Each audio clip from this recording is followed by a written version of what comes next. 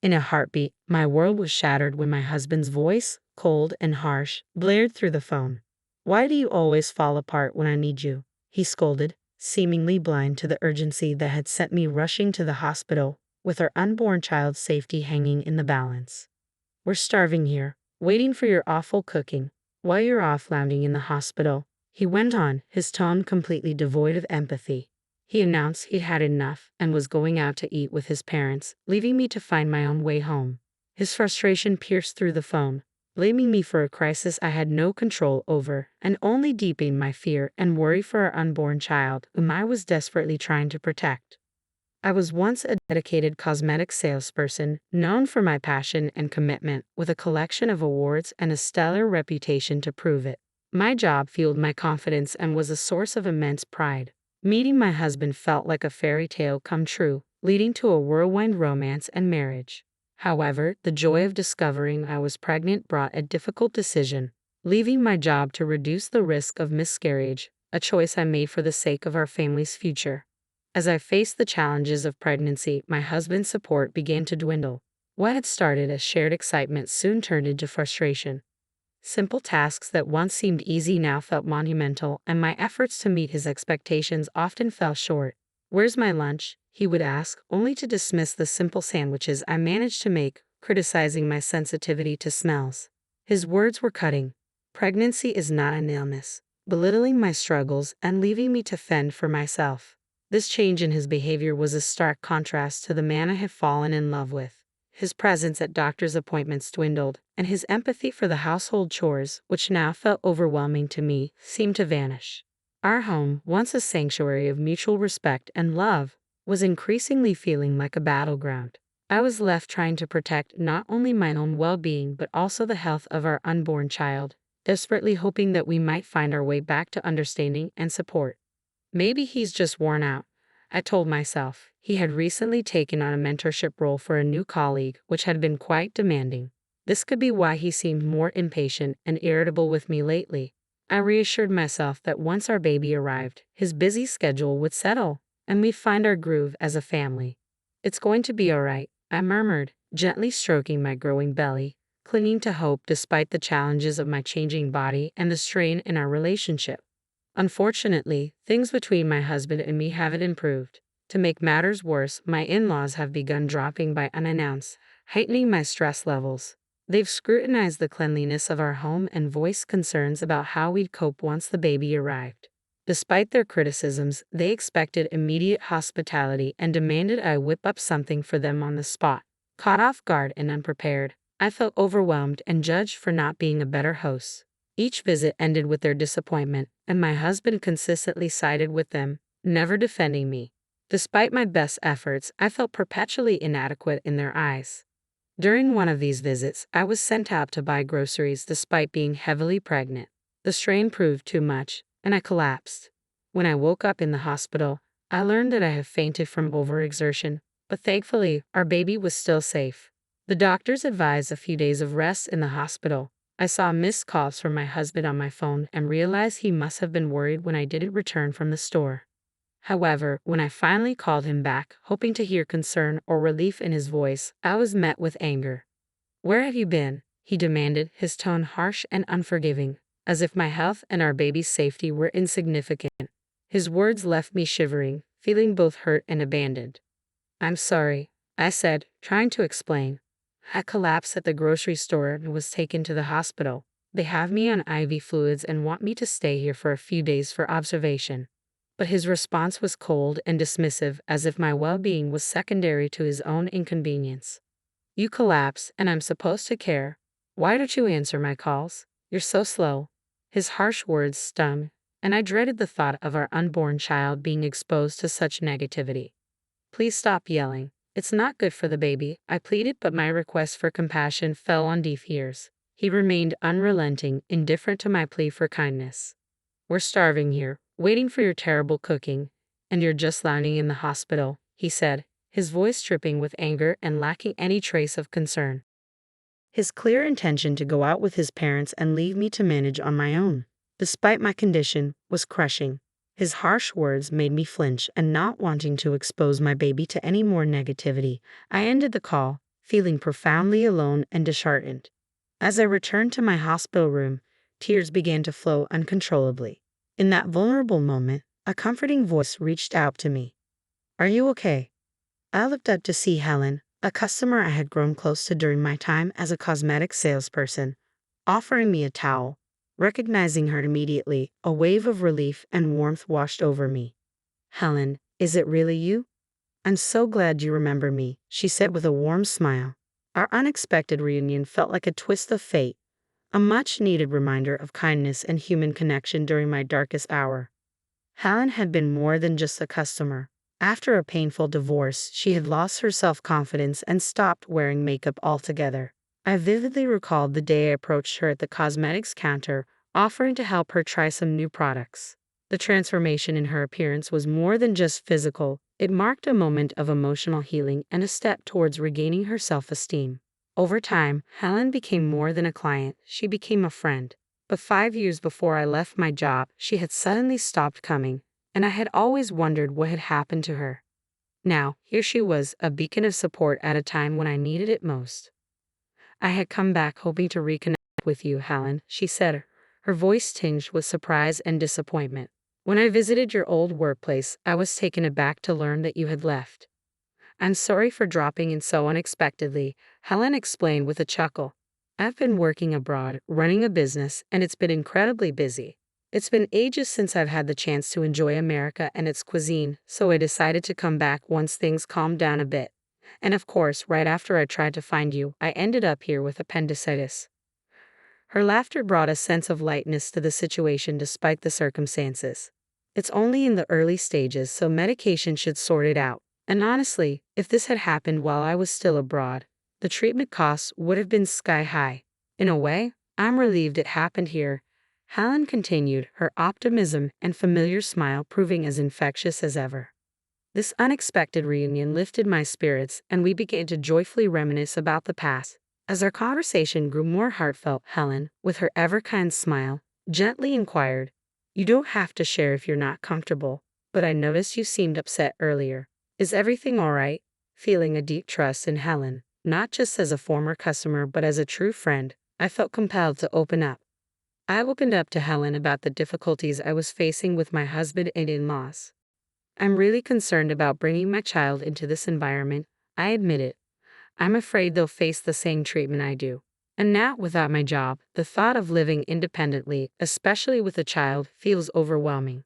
To my surprise, Helen made an incredibly generous offer. "I actually have an apartment that you could use. I manage a few properties as part of a project I developed on some inherited land. It's a cozy 2-bedroom with a separate bathroom, soundproof walls, and it's in a safe neighborhood close to supermarkets and a police station. There's no need for a deposit at the moment, and you can start paying rent whenever you're ready. It's a really good deal. What do you think?" Helen's enthusiasm was unmistakable, and her offer was so genuine it made me laugh in disbelief. "Are you sure you can offer it at such favorable terms?" I asked, deeply moved by her kindness. "Absolutely," Helen replied with a warm smile. "I trust you to take great care of the place, and I think it's crucial to support each other during tough times. You're more than welcome to stay there," she assured me, her generosity evident. Helen's unexpected kindness was a beacon of hope, providing not just a place to stay but a chance for a fresh start. Eager to support someone she valued, Helen offered her apartment, an act of generosity I couldn't turn down. With heartfelt gratitude, I accepted her offer. Days later, after receiving the doctor's approval, I left the hospital and moved straight into the apartment Helen had prepared for me. Her remarkable generosity was evident in how effortlessly she had arranged everything over the phone. I didn't go back to the home I had shared with my husband. Instead, I embraced this fresh start in Helen's warm and cozy apartment. Despite feeling guilty for not paying rent immediately, Helen reassured me with a laugh, insisting there was no rush. While my husband was at work, I quietly returned to our old home to gather my belongings, only to realize how little there truly felt like mine. The house seemed as empty as the ache in my heart within its walls. Helen's support extended beyond the apartment. She introduced me to a lawyer who had previously assisted her, reinforcing my decision to pursue a divorce. The lawyer's encouragement became a beacon of hope, and as each hospital visit confirmed the health of my growing baby, my resolve only grew stronger. During one such visit, as I stepped outside, my heart sank when I saw my husband waiting for me. Panic surged through me, and despite my best efforts to flee, my pregnancy slowed me down. He confronted me about the lawyer and our new living situation, gripping my arm tightly. I stood my ground, insisting that any discussions about the divorce, compensation, or child support be handled through the lawyer. His demands for me to return and his refusal to provide support were met with my firm refusal. As my husband tried to drag me back, a young woman intervened. Her name was Rebecca, and she was clearly familiar with my husband. Stepping in front of me with a protective stance, Rebecca's presence shifted the dynamic of the confrontation. The tension between her and my husband was palpable, but Rebecca stood firm, refusing to let him take me against my will. Her resolve, coupled with the implied threat of calling the police, gave me a glimmer of hope and the courage to assert myself in the face of this unexpected conflict. When my husband heard the mention of the police, he looked alarmed and quickly left. I felt an overwhelming sense of relief that made my legs go weak. Rebecca quickly moved to my side, offering support. "Are you okay?" she asked gently as I apologized, expressing how grateful I was for her help. Without hesitation, Rebecca called a taxi for me, insisting on ensuring I got home safely. Despite feeling guilty for causing her trouble, she reassured me it was no bother. When I shared my address, Rebecca was surprised to discover that I lived just below her. It was a happy coincidence that we were neighbors. Rebecca, with her cheerful and caring demeanor, turned out to be a new employee at my husband George's workplace. She had reported George's inappropriate behavior, which led to his removal as her mentor. George was notorious for his lack of empathy towards female employees, often making insensitive remarks about personal matters like menstruation and marriage.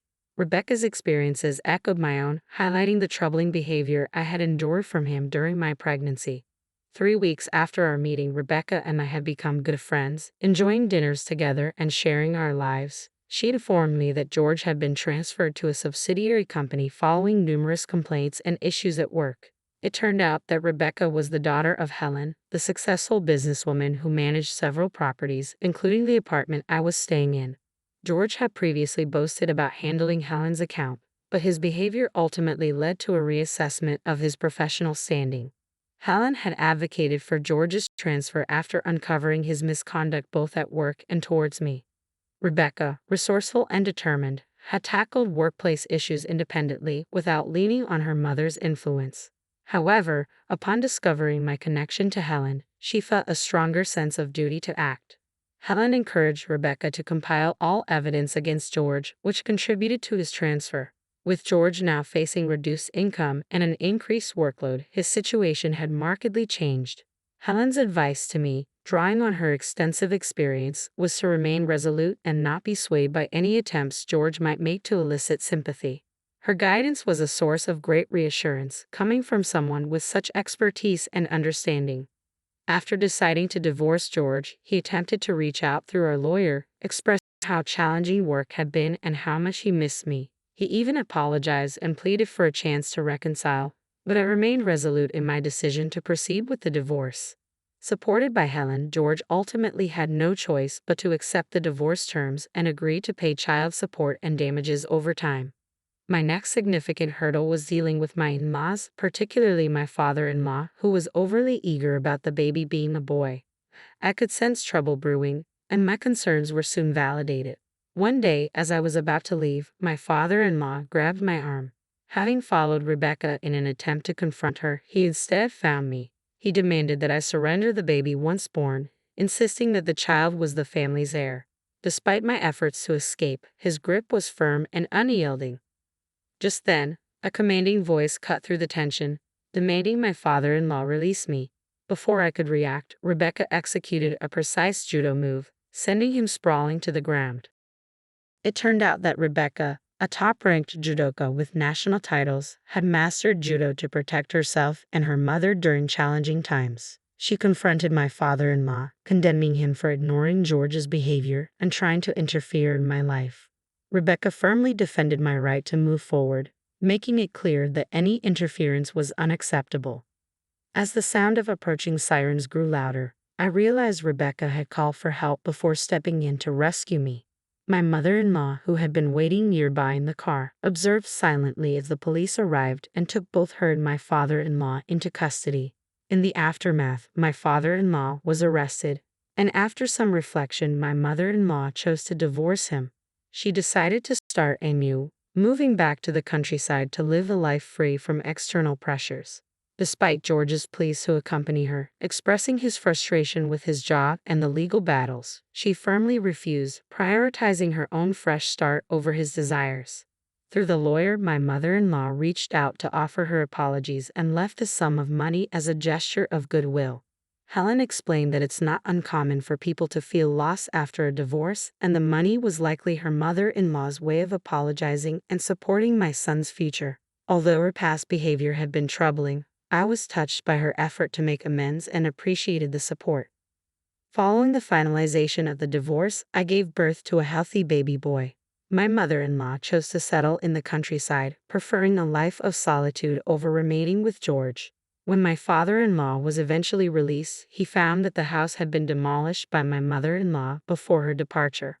Left with few options, he moved in with George, which only added to their difficulties and contributed to George's resignation from his job due to his tarnished reputation. Despite the challenges, the child support payments continued to arrive reliably, likely managed by Helen and the lawyer. Rebecca, recognized for her hard work, advanced to a project leader role, earning admiration from her colleagues. Helen's ventures, including women-only properties and housing for foreigners, were thriving. As for me, once my son grew a bit older, I planned to return to work. Helen had offered me a position at a new high-end cosmetics store she was opening. Helen remained a steadfast supporter, showering my son with affection as if he were her own grandchild. Rebecca also made time to visit us, her presence a comforting reminder of the strength and kindness that had carried me through the toughest times. Inspired by these remarkable women, I was determined to be equally strong and protective of my son, embracing the support and resilience they had shown me.